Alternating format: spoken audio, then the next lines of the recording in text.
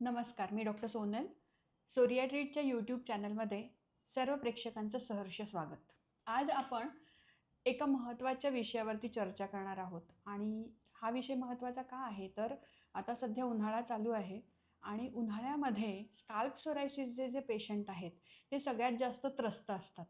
तर या पेशंट्ससाठी काय काय काळजी त्यांनी घ्यायची आहे या विषयावरती आपण आज चर्चा करणार आहोत.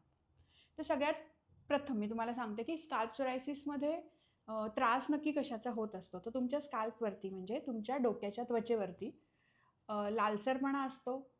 त्वचेचे थरावर थर साचून खवले येत असतात. तुमची त्वचा सोलवटली गेलेली असते आणि त्यामुळे प्रचंड इरिटेशन होत असतं. म्हणजे तुम्हाला खूप खाज येत असते. अशात जेव्हा उन्हाळा येतो, तेव्हा बऱ्याच लोकांना डोक्याला घाम येतो. म्हणजे घाम यायची सवय असते. तर त्यामुळे त्या घामामुळे खूप सारी ह्युमिडिटी वाढते आणि ते इरिटेशन खूप वाढतं आणि वारंवार खाज येणे, कंड सुटणे आणि त्यामुळे बऱ्याच वेळेला केस तुटणे, केस पातळ होणे अशाही कंप्लेंट्स पेशंट्स घेऊन येतात. तर असा हा जो त्रास आहे, यामध्ये आपण काळजी कशी घ्यायची आहे, जेणेकरून आपल्याला उन्हाळा सुसह्य होईल, तर याविषयी आपण आज बोलणार आहोत. तर जसं मी तुम्हाला सांगितलं, की उन्हाळा आहे. उन्हाळ्यामध्ये प्रखर ऊन असल्यामुळे जे अल्ट्राव्हायोलेट रेज असतात, ते डायरेक्ट तुमचे जरी डोक्यावरती केस असले, तरी ते भेदून तुमच्या त्वचेला, डोक्याच्या त्वचेला ते इजा पोहोचवू शकतात. त्यामुळे उन्हाळ्यामध्ये जेव्हा तुम्हाला स्काल्प सोरायसिस आहे, तेव्हा कधीही कॅप घातल्याशिवाय तुम्ही बाहेर जाऊ नका. कव्हर युअर हेअर म्हणजे तुमचा जो स्काल्प आहे तो पूर्ण कव्हर झाला पाहिजे. कोणत्याही कॉटनच्या कपड्याने तुम्ही तो कव्हर केला तरीही चालेल किंवा कोणतीही लाईट वेट हॅट म्हणजे ज्याला ब्रीदेबल हॅट ज्याच्यामधून हवा खेळली जाते अशी टोपी घालून तुम्हाला बाहेर जायचं आहे. दुसरी महत्त्वाची गोष्ट अशी आहे की जेव्हा तुम्ही बाहेर जाणार आहात तेव्हा प्रखर ऊन नेहमीच टाळायचं आहे. तर अगदी सकाळी सकाळी किंवा ऊन उतरल्यानंतर संध्याकाळच्या वेळेला तुम्ही बाहेर जाणं प्रिफर करू शकता. त्यानंतर तिसरी गोष्ट महत्त्वाची अशी की उन्हाळ्यात सारखा त्वचेला डोक्याच्या त्वचेला घाम येतो. मग आपण काय करायचं त्या बाबतीत? तर सारखं मी शॅम्पू करू का? मला घाम आल्यानंतर लगेच जाऊन मी केस धुवायचे आहेत का? तर प्रत्येक वेळी डोक्याला घाम आला म्हणून दिवसातून 3 वेळा, 4 वेळा जाऊन शॅम्पू करणं ही चुकीची पद्धत आहे. इतका वेळा शॅम्पू तुम्ही जर वापरला, तर तुमची त्वचा एक्सेसिव्हली ड्राय होईल. त्याचं जे नॅचरल सिक्रेशन असतं ऑइलचं, ते निघून जाईल. ते ते ॲक्चुअली गरजेचं असतं त्वचेची हेल्थ मेंटेन ठेवायला. त्यामुळं जर तुम्हाला खूपच घाम येत असेल केसांमध्ये, तर तुम्ही साध्या पाण्याने केस धुवू शकता आणि एखाद्या मऊ टॉवेलनी तुम्ही ते पुसू शकता.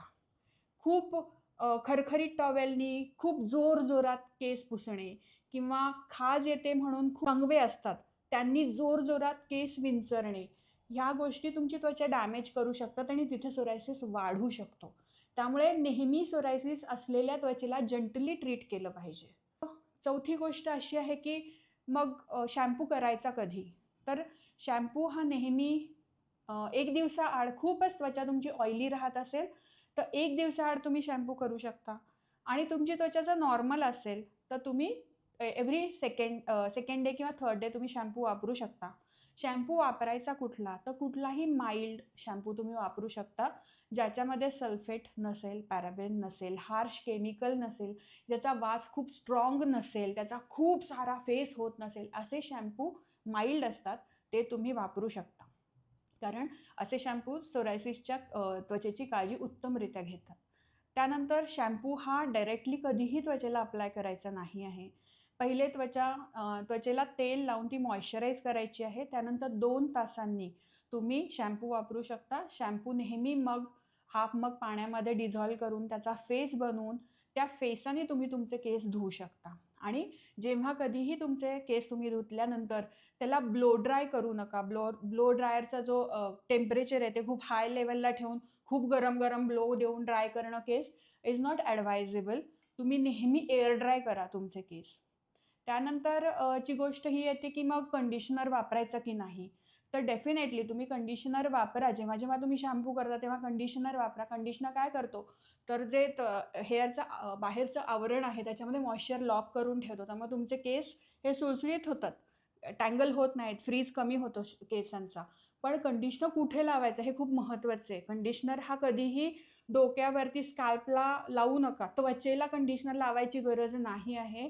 मिड लेंथपासून खाली टिप्सपर्यंत म्हणजे केसांची जी टोकं आहेत त्याला तुम्हाला कंडिशनर लावायचं आहे. त्वचेला कंडिशनर लावायचा नाही आहे.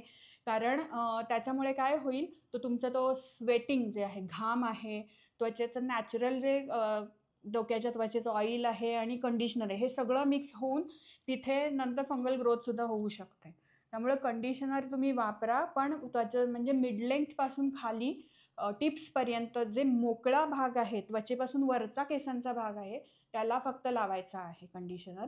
आणि महत्त्वाची गोष्ट म्हणजे की मला स्कॅल्प सोरायसिस आहे, मला खूप सारा डॅन्ड्रफ होतोय, मग मला आता लग्नाला जायचं आहे, तर मी डॉक्टर माझे केस रंगवू का, डाय करू का?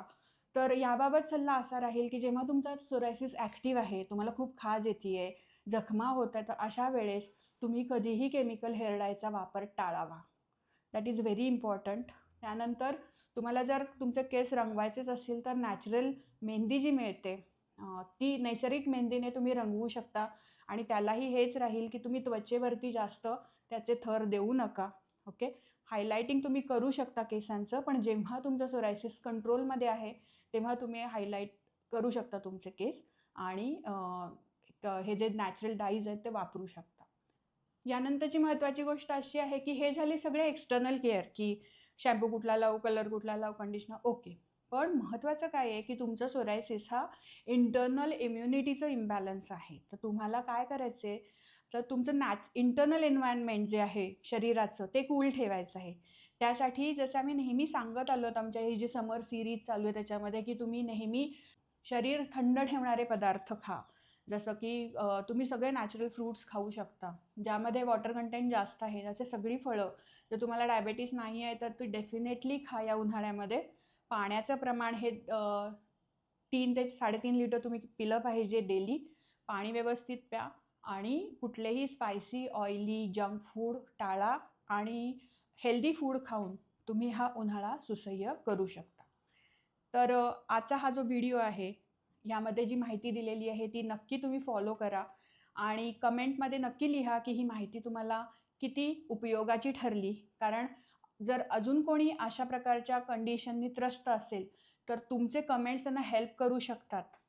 तर हा व्हिडिओ जर तुम्हाला उपयोगी वाटत असेल तर अशा प्रकारचे अजूनही व्हिडिओज आहेत. तुम्ही जर उन्हाळ्यामुळे आणि सोरायसिसमुळे त्रस्त असाल तर अशी आमची व्हिडिओची सीरीज आता चालू आहे. आमचं जे यूट्यूब चॅनल आहे त्याला तुम्ही जा, त्याला सबस्क्राईब करा आणि अशा नवनवीन व्हिडिओची माहिती तुम्हाला नेहमी मिळत राहील.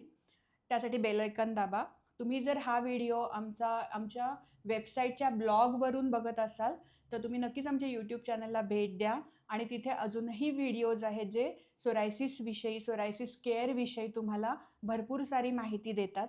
ते सर्व वॉच करा आणि जर तुम्हाला हा व्हिडिओ उपयोगी वाटला तर अशा कोणत्याही व्यक्तीला तुम्ही हा फॉरवर्ड करू शकता ज्याला ह्याची गरज आहे.